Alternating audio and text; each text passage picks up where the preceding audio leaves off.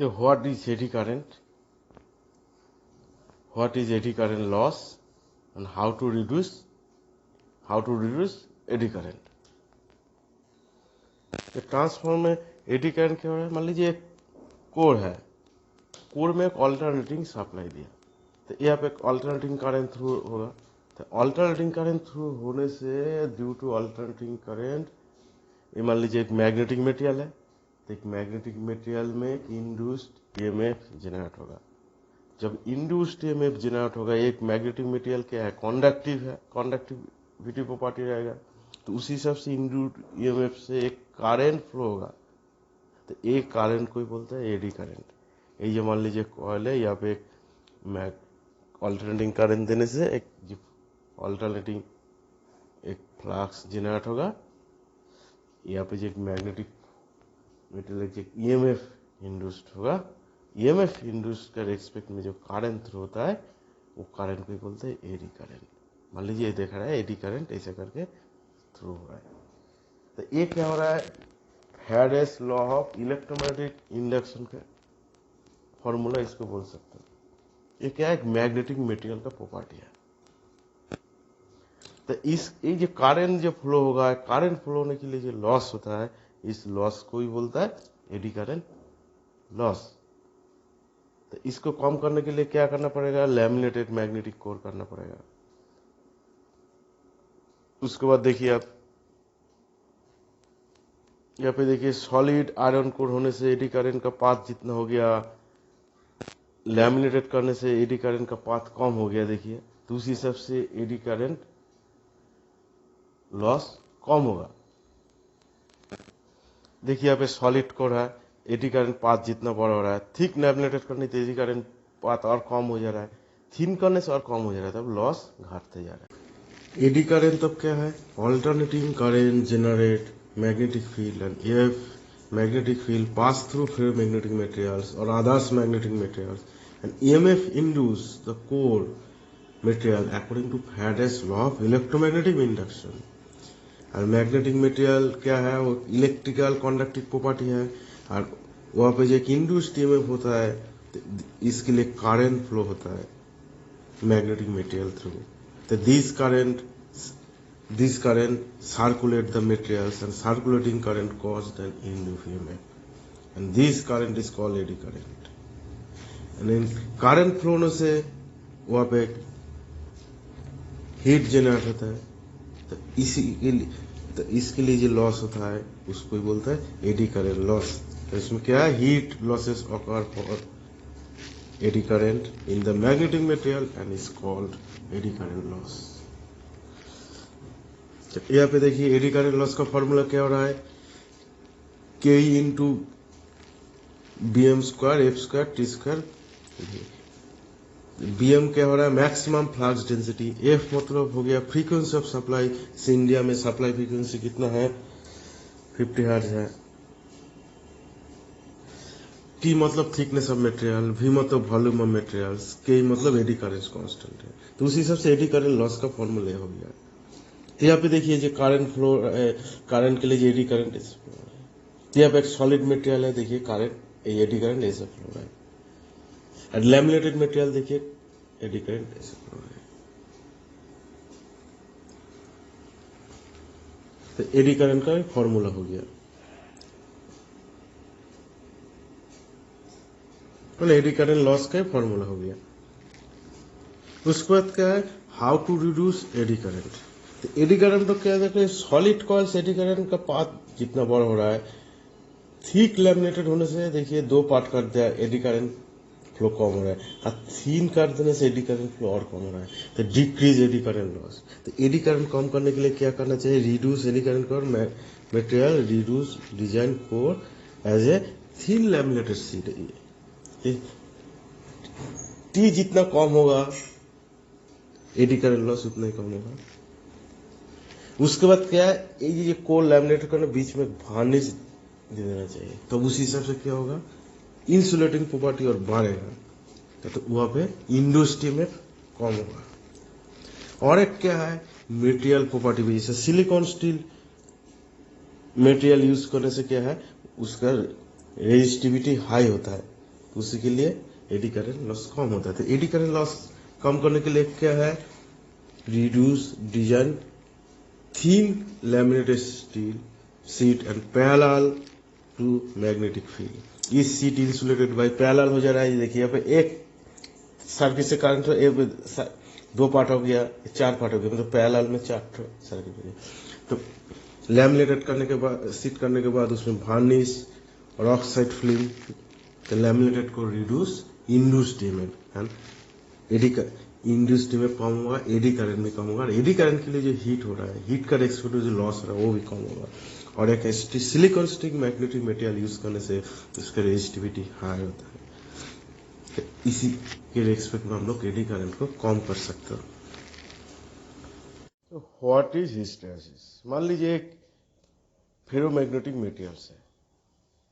तो ferromagnetic materials क्या है, मान लीजिए जस्ट सप्लाई ऑन कर, मान लीजिए सप्लाई पॉइंट जैसे करंट अप्लाई जस्ट हो रहा है दिस पॉइंट में, तो दिस पॉइंट में सप्लाई जीरो। तो ये जो दिस पॉइंट में मैग्नेटाइज्ड मटेरियल अभी भी मैग्नेटाइज शुरू नहीं हुआ, मतलब वो क्या है, मैग्नेटाइजिंग प्रॉपर्टी उस टाइम में जीरो है।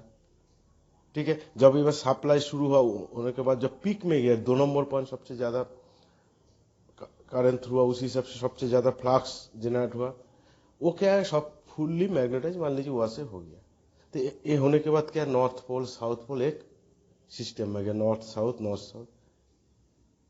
फिर जब सप्लाई 2 नंबर पॉइंट से 3 नंबर में गया, वो क्या है, फिर करंट क्या हो गया, जीरो हो गया। उस टाइम में फिर ferromagnetic material get demagnetize after zero alternating, just negative cycle की तरफ वो आ रहा है, रिवर्स जा रहा है।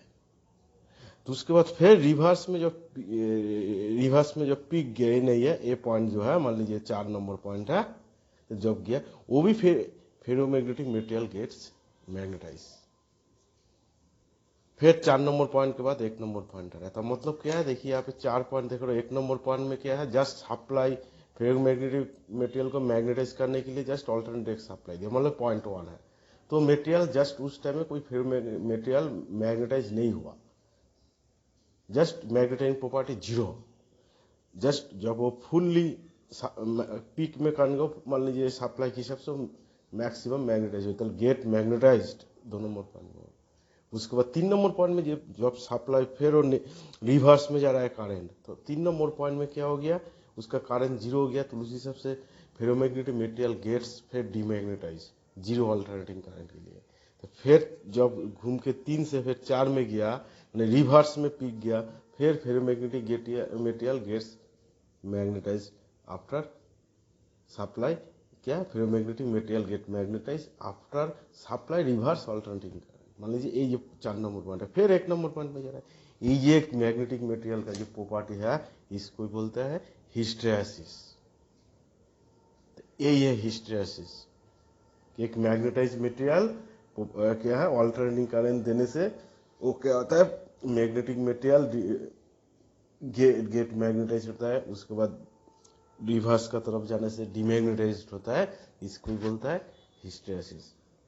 व्हाट इज हिस्टैरिसीस लॉस क्या है, मान लीजिए केस 1 में क्या था, एक मैग्नेटाइज फेरोमैग्नेटिक मटेरियल को सप्लाई जस्ट ऑन किया, इस पॉइंट में जस्ट डीमैग्नेटाइज, यहाँ पे जाके फुल्ली मैग्नेटाइज हुआ।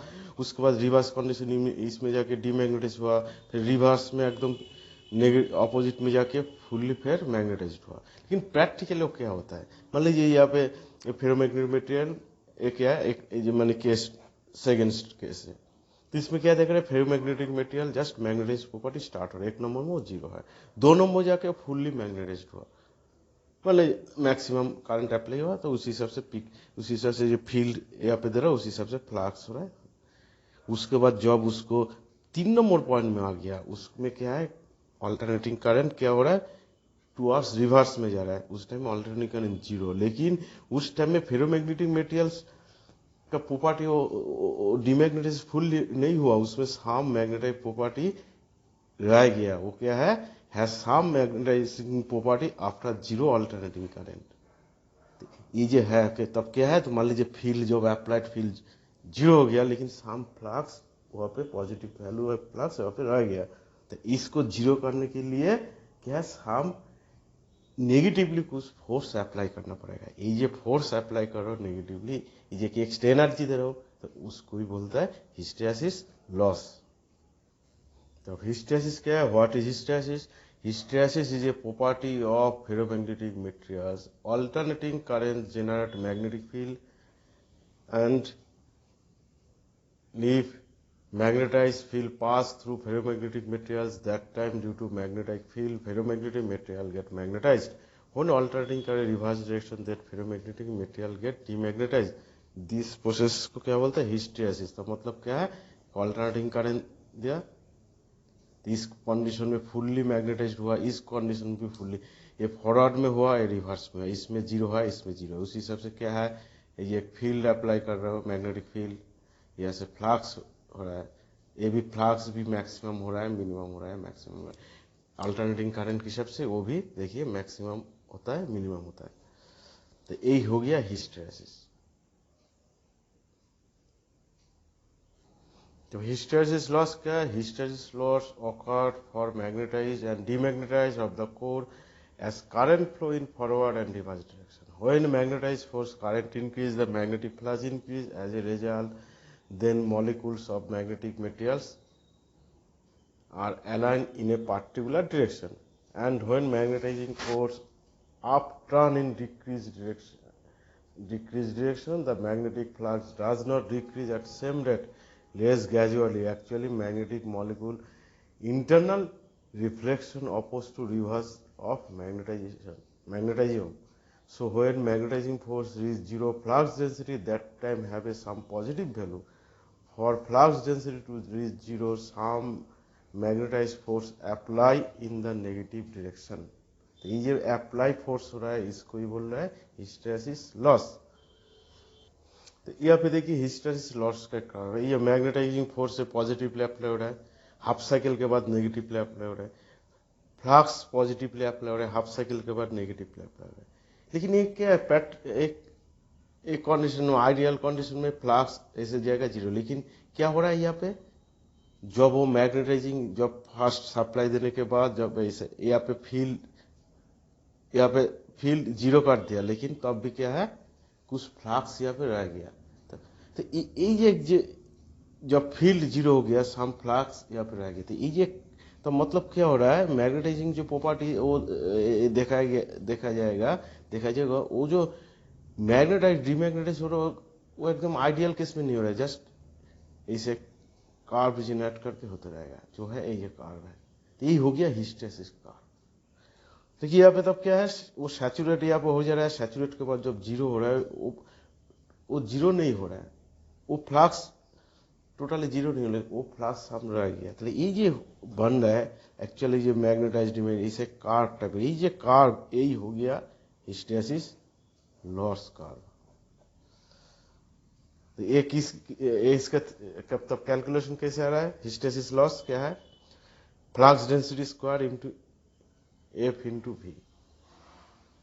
क्या है, फ्लक्स डेंसिटी बी एम मतलब फ्लक्स डेंसिटी एफ हो गया frequency of supply, V of हो गया volume of material, hysteresis loss A हो गया।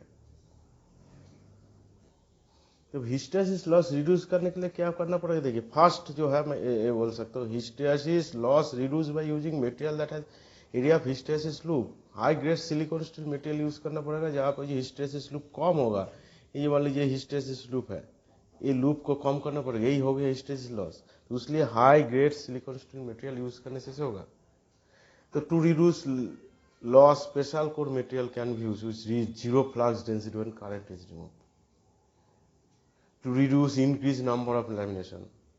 To reduce loss can be by soft core material. So best example is cyclical steel.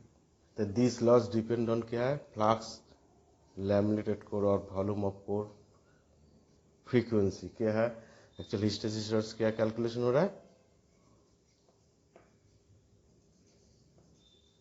bm to the power 1.6 f v मतलब volume of core, f मतलब frequency हो जा रहा है। तो core को जितना लैमिनेट होगा, ए बी एम वैल्यू कम होगा, फ्लक्स कम होगा, तो उस हिसाब से लॉस कम होगा।